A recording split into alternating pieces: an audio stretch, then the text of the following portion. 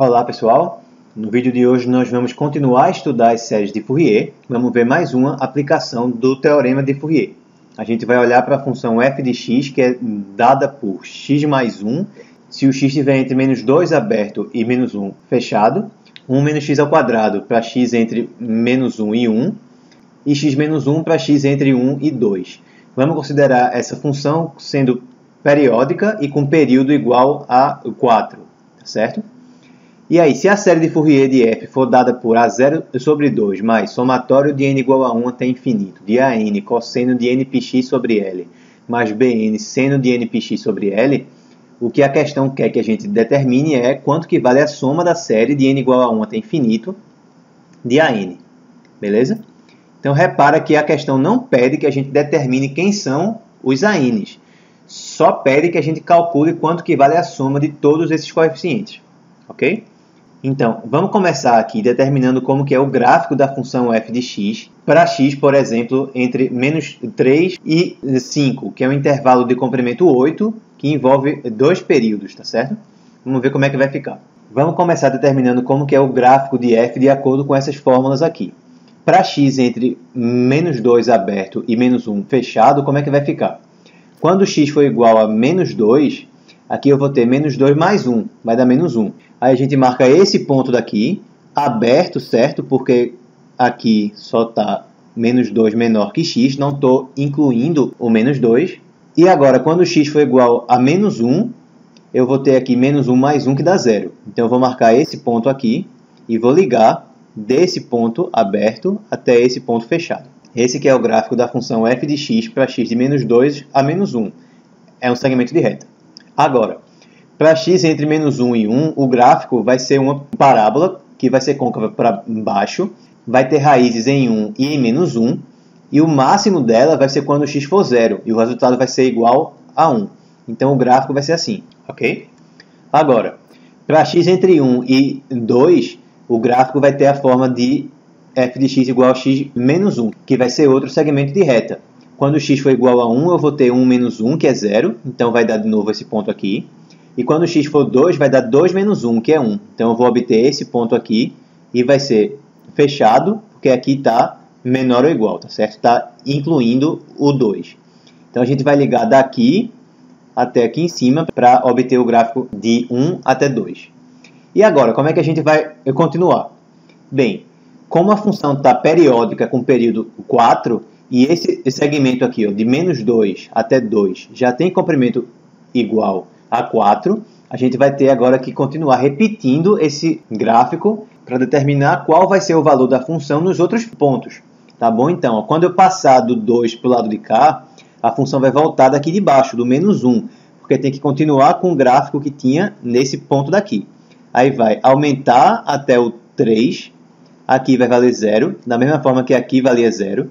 Aí vai fazer uma parábola aqui com valor máximo igual a 1 e vai finalizar aqui. Beleza? Agora, quando a gente olhar para o lado de cá, quando a gente passar do menos 2 para o lado esquerdo, a função vai voltar daqui de cima. Da mesma forma que aqui no 2, ela também valia 1. E vai vir até o 0 no menos 3. Da mesma forma que aqui no 1, também valia 0. Pronto. Então, esse que é o gráfico de f de x de menos 3 até 5. Só para a gente ilustrar. Como que a gente aplica agora o teorema de Fourier? Se f e a sua derivada forem funções periódicas e contínuas por partes, no intervalo de menos L a L, que é o caso aqui, a série de Fourier de f vai convergir para f de x em todos os pontos em que f for contínua. Tá? Então, SF de f de x, a soma da série vai ser igual à função f de x se f for contínua em x. E se f for descontínuo em x, então os limites laterais em x vão ter que existir. E aí a série de Fourier de f vai convergir para a média dos limites laterais nesse ponto, que a gente chamou no outro vídeo de f de x mais, seria o limite pela direita, mais f de x menos, que seria o limite pela esquerda, dividido por 2. Isso aqui seria se f for descontínua em x. Então, a gente vai usar isso para montar o gráfico da série de Fourier a partir do gráfico da função f. Em todos os pontos em que f for contínua, os gráficos vão ser iguais. A gente tem então que começar identificando quais são os pontos em que a função é descontínua. Esses pontos vão ser aqui no menos 2 e aqui no 2, dentro desse período, é claro, tá certo? Vão haver outros pontos em que a função é descontínua, mas eles não estão esboçados dentro desse gráfico aqui. Nesse caso, para a gente determinar quanto que vale o gráfico da série de Fourier, a gente vai ter que fazer o seguinte. Quanto que vale aqui no menos 2 o limite pela esquerda? Vale 1, tá certo? E quanto que vale o limite pela direita? Vale menos 1. Portanto, a média entre 1 e menos 1 vai ser 1 mais menos 1 dividido por 2, vai dar 0, tá certo? Então, o valor da série de Fourier, nesse ponto aqui, tem que ser 0. Vai valer aqui, e com isso, a gente precisa deixar esse ponto aqui em cima aberto, ok? Então, nessa parte aqui, é assim que vai ser o gráfico da série de Fourier. A mesma coisa a gente faz aqui. Quando a gente olhar no 2 pela esquerda, o limite lateral vai ser igual a 1. Quando olhar para o 2 pela direita, o limite lateral vai ser igual a menos 1. A média, de novo, entre 1 e menos 1 vai ser igual a 0. Então, nesse ponto aqui, a série de Fourier vai valer 0, que é a média dos limites laterais. E aí a gente precisa deixar esse ponto aqui em cima aberto também, da mesma forma que a gente fez aqui no menos 2. Okay? Então, aqui em cima vai ficar aberto. Esse que é o gráfico da série de Fourier de f de x. Os únicos pontos em que ela vai ser diferente da função f de x vão ser dentro desse intervalo, é claro, no menos 2 e no 2. Lembra que na função f, o valor da função nesses pontos era aqui em cima, aqui e aqui, tá certo? Agora vamos determinar quem que é o coeficiente A0 da série de Fourier. Para determinar A0, a gente tem que fazer o seguinte. A0 é igual a 1 sobre L, mas como 2L é 4, o L vai ser 2. Então vai ficar 1 sobre 2 vezes a integral de menos L a L, ou seja, a integral de menos 2 até 2 de f de x dx. Beleza? Só que aí, se a gente está integrando de menos 2 a 2 a função f de x, basicamente a gente está calculando a integral daqui até aqui. Agora, você pode observar que esse triângulo aqui é congruente a esse triângulo de cá. Os dois são triângulos retângulos, têm a mesma altura e a mesma base. Portanto, a área desse triângulo vai ser exatamente a mesma área desse triângulo aqui. Só que tem um detalhe.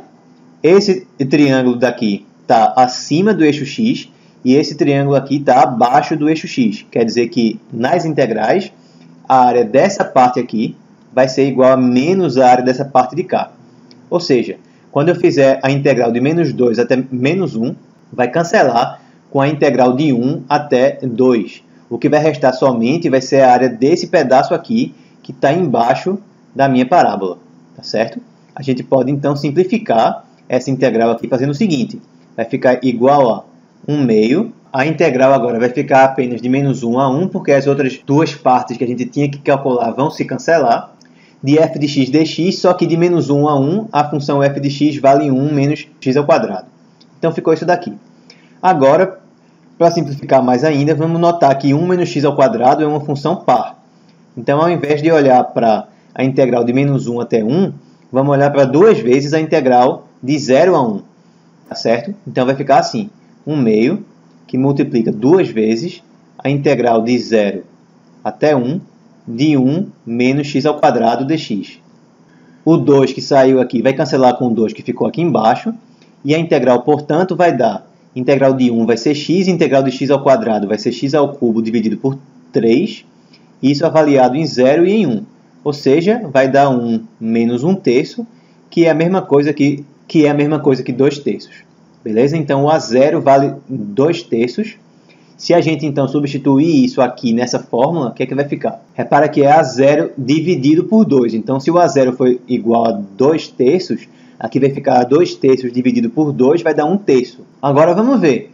Eu quero achar quanto que vale a soma de n igual a 1 até infinito de AN. Substituindo o L por 2, a gente ainda pode reescrever isso aqui assim. Se eu quero calcular a soma de alguma série numérica usando séries de Fourier, que é o caso daqui, a gente tem que substituir o x por algum valor que faça com que a série que a gente quer apareça. Então, vê só, se eu quero que apareça simplesmente a n, eu quero me livrar dos bn's. Então, por exemplo, se eu fizer x igual a zero, o que é que vai acontecer? Na parte do seno, vai ficar seno de nπ vezes zero dividido por 2, seno de zero. Seno de zero vale zero. Então, eu não preciso olhar para a parte do seno. Quando eu substituir o x por zero, essa parte aqui inteira vai zerar. Então, não preciso olhar para isso aqui, substituindo o x por zero. Da mesma forma, aqui vai ficar cosseno de zero. Cosseno de zero vale 1, tá certo? Então, se eu substituir o x por zero, eu vou me livrar da parte do seno. Então, eu não vou ter que olhar para os bn's. E a parte do cosseno vai dar 1.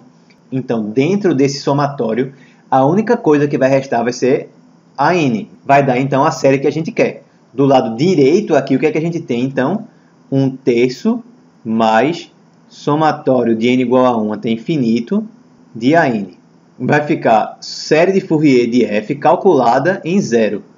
Aqui eu tenho o gráfico da série de Fourier de f.